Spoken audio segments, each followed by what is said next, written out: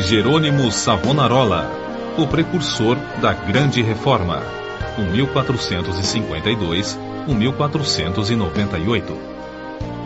O povo de toda a Itália afluía em número sempre crescente a Florença. A famosa Catedral do Duomo não mais comportava as enormes multidões. O pregador Jerônimo Savonarola, abrasado com o fogo do Espírito Santo e sentindo a iminência do julgamento de Deus, trovejava contra o vício, o crime e a corrupção desenfreada na própria igreja.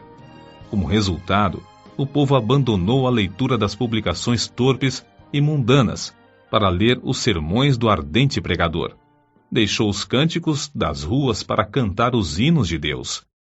Em Florença, as crianças fizeram procissões, coletando as máscaras carnavalescas, os livros obscenos e todos os objetos supérfluos que serviam à vaidade. Com isso, formaram em praça pública uma pirâmide de 20 metros de altura e atearam-lhe fogo.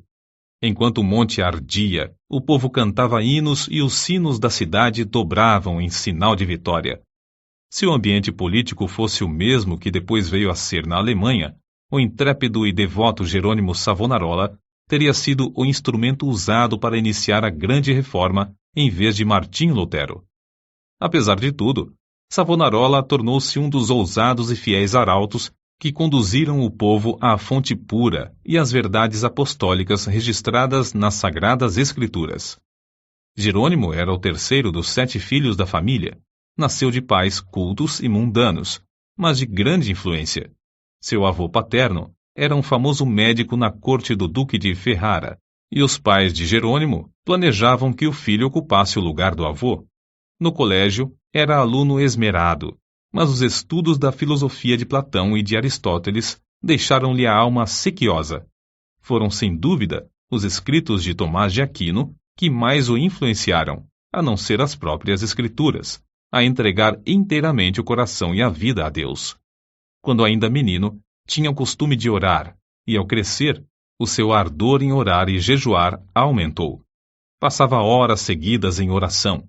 A decadência da igreja, cheia de toda a qualidade de vício e pecado, e ainda o luxo e a ostentação dos ricos, em contraste com a profunda pobreza dos pobres, magoavam-lhe o coração.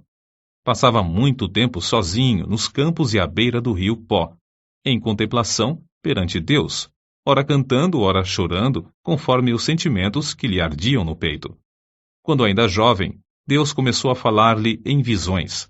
A oração era a sua grande consolação. Os degraus do altar, onde se prostrava horas a fio, ficavam repetidamente molhados de suas lágrimas.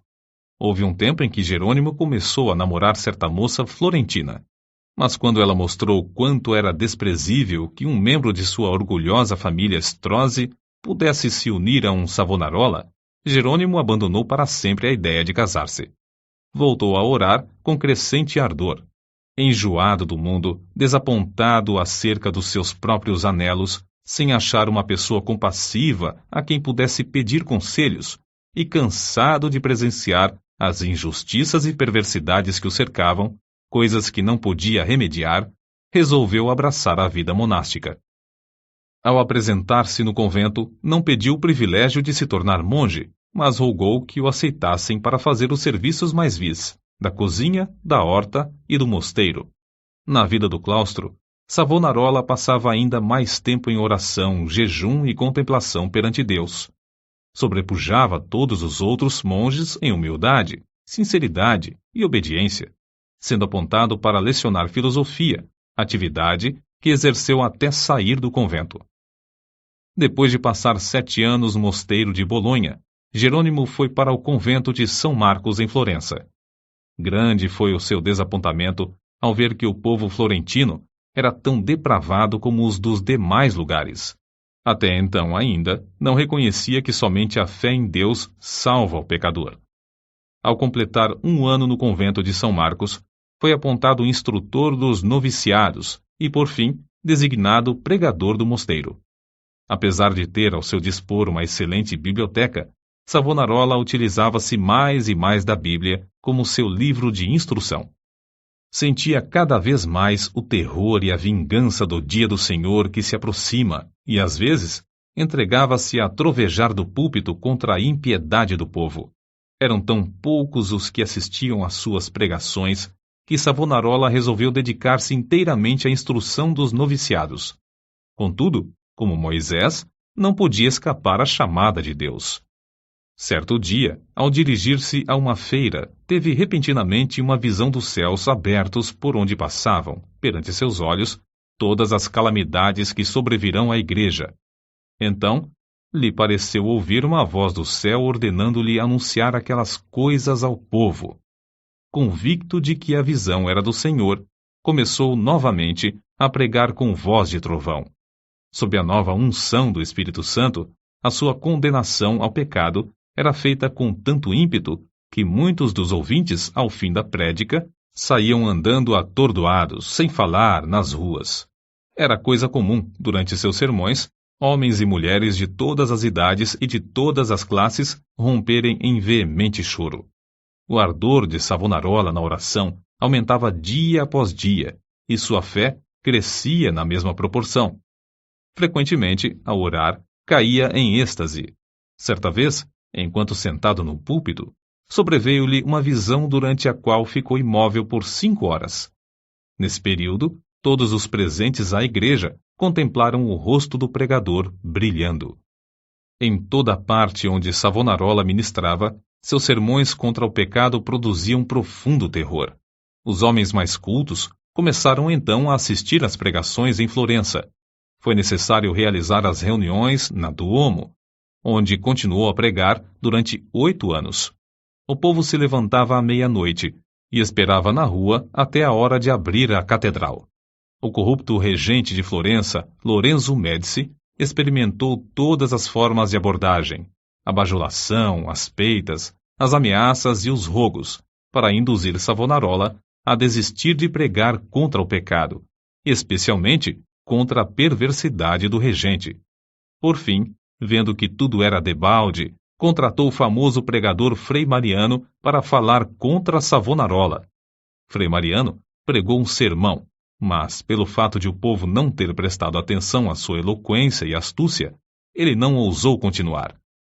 A essa altura, Savonarola profetizou que Lorenzo, o Papa e o rei de Nápoles morreriam dentro de 1 ano, e assim sucedeu. Depois da morte de Lorenzo, Carlos VIII da França invadiu a Itália, e a influência de Savonarola aumentou ainda mais. O povo abandonou a literatura torpe e mundana para ler os sermões do famoso pregador. Os ricos socorriam os pobres em vez de oprimi-los. Foi nesse tempo que o povo fez a grande fogueira na Piazza da Florença e queimou grande quantidade de artigos usados para alimentar vícios e vaidade. Não cabia mais, na Grande Duomo, o seu imenso auditório. Contudo, o sucesso de Savonarola foi muito curto. O pregador foi ameaçado, excomungado e, por fim, no ano de 1498, por ordem do Papa, foi queimado em praça pública. Com as palavras "O Senhor sofreu tanto por mim", terminou a vida terrestre um dos maiores e mais dedicados mártires de todos os tempos. Apesar de continuar até a morte, sustentando muitos dos erros da Igreja Romana, ensinava que todos os que são realmente crentes estão na verdadeira Igreja. Alimentava continuamente a alma com a palavra de Deus. As margens das páginas da sua Bíblia estão cheias de notas escritas enquanto meditava nas Escrituras. Conhecia uma grande parte da Bíblia de cor e podia abrir o livro instantaneamente e achar qualquer texto. Passava noites inteiras em oração e recebia revelações, quando em êxtase ou por meio de visões. Seus livros sobre a humildade, a oração, o amor e outros temas continuam a exercer grande influência sobre os homens. Destruíram o corpo desse precursor da grande reforma, mas não puderam apagar as verdades que Deus, por seu intermédio, gravou no coração do povo.